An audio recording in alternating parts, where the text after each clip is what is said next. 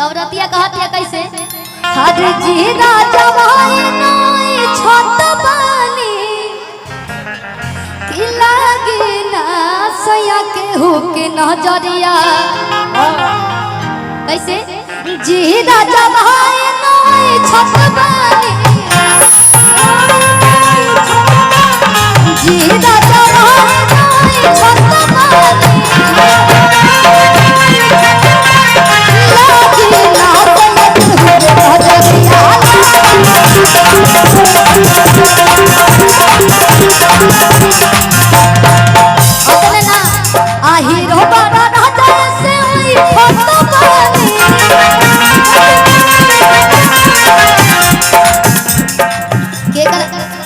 भैया आप लोग शांति से आप लोग शांति से रहिए, प्रेम से देखिए।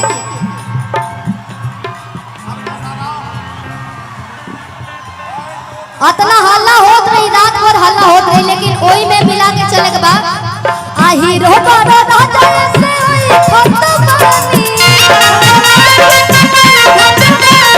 ही रो बारा राजा से ओई खत बानी सती है साथ लाई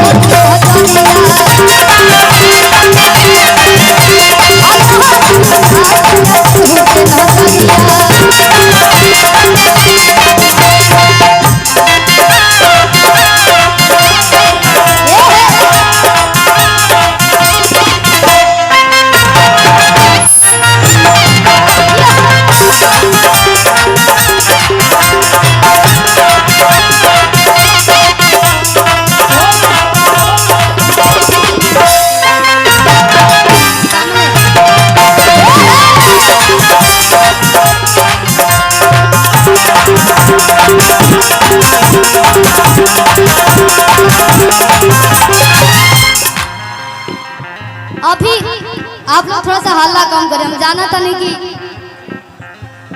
आप लोग थोड़ा सा मस्ती करिए, अंदर बाउंड्री के बाहर ना आए। एक सेकंड भैया, एगो चाची लोग खातिर हम गाना सुनाओ तनी। और आजकल ट्रेंड चलल बा, पहले महीना 2 महीना में लोग दाढ़ी मूछ बनवावत रहे, लेकिन अभी के टाइम बाकी हफ्ता में 2 बार हो जाता है सैलून में। सही बात बाकी ना, केहू केहू तो तीसरे दिन जाके सेविंग करा होता। तो रतिया कहतिया बहुत सुंदर गीत, आप लोग गौर कीजिएगा। ए पिया अपन मुहवा हर शीशा में निहार ली कि बिखरल बाजू थी अरे कहीं से झाड़ ले, बाल बिगड़ गई बा, ठीक से बना ली।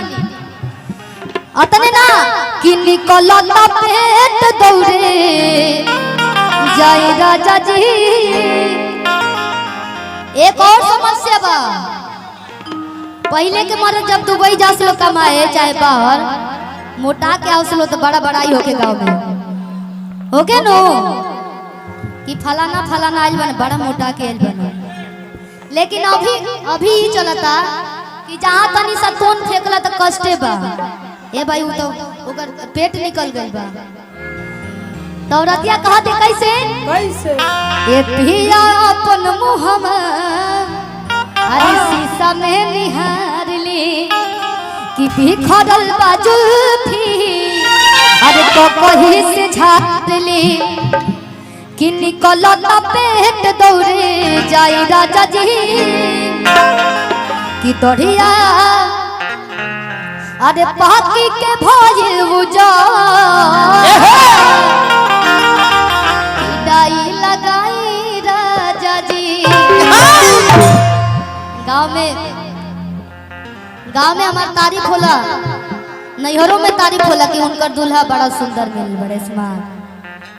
का तरीका से ए पिया अपन मुहवा शीशा में निहार ली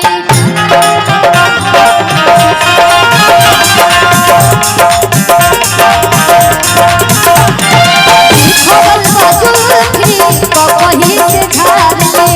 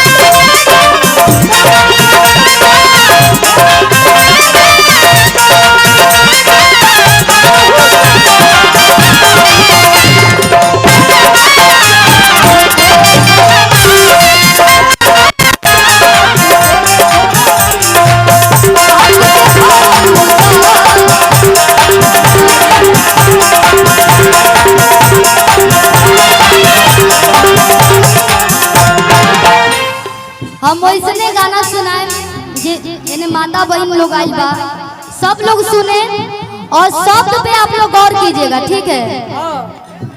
हो लइका फैका भइल लइके बनल लइकी पापा पानी हम जबान रउरा गइल बूढ़ा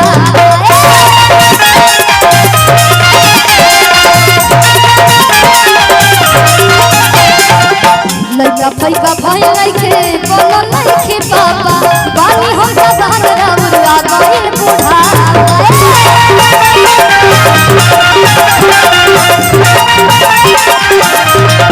आई कैसे मेंटेन रही जिम भरी देहिया फिट रही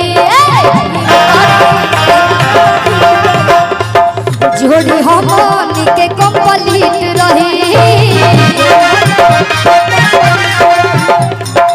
भैया इधर साउंड गिर जाएगा, झूठ मूठ में आप लोग पीछे चले जाएंगे, क्यों कष्ट देना चाहते हैं? कि पिस्ता बेदाम काजू खाई राजा जी पिस्ता बेदाम काजू खाई राजा जी बढ़िया पाकी के भइल